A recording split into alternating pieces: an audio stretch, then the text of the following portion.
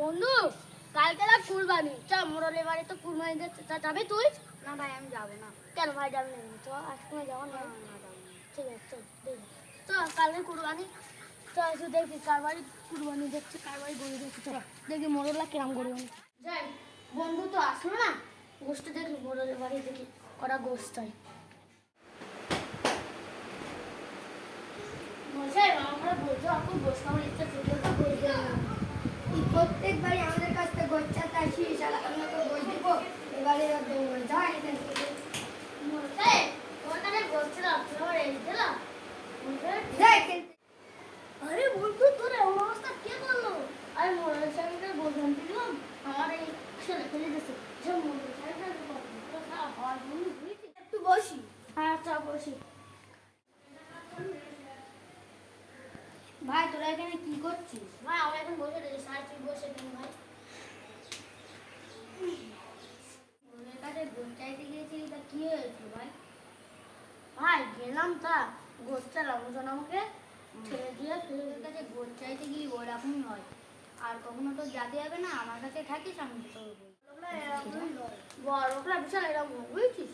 বড়রা যেন আল্লাহ যেন ওদের গরিবদের মধ্যে আমাদের মতন যেন বোঝেন না। ভাই তো বাড়ি ফিরে চল দেখি একটু ঘুরে আসি। চল ভাই ঈদের দিনে যাই একটু শুয়ে পড়ি। যাই একটু শুয়ে পড়ি, ঘুমটা বন্ধ করতে।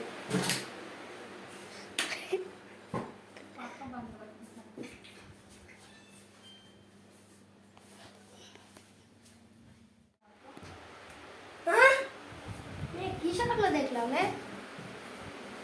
যাই দেখি রাত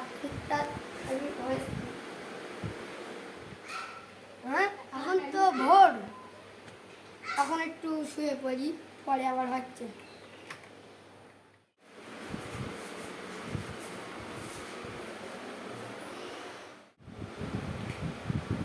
সকাল হয়ে যাচ্ছে তো, যাই ওদিক পানি যাই।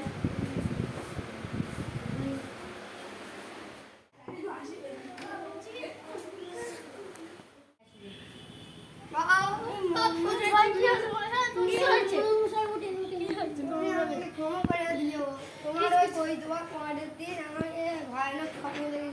ভাই আমাকে ক্ষমা করে দিও ভাই তোমাকে আমার কি ভাই। চলো তুমি আমাদের বাড়ি চলো, আজকে ভাত খাওয়াবো। ঠিক আছে ভাই চলো। বসো। ঠিক আছে ভাই ঠিক আছে। তুমি বসেন না? তুমি বসেন ভাই।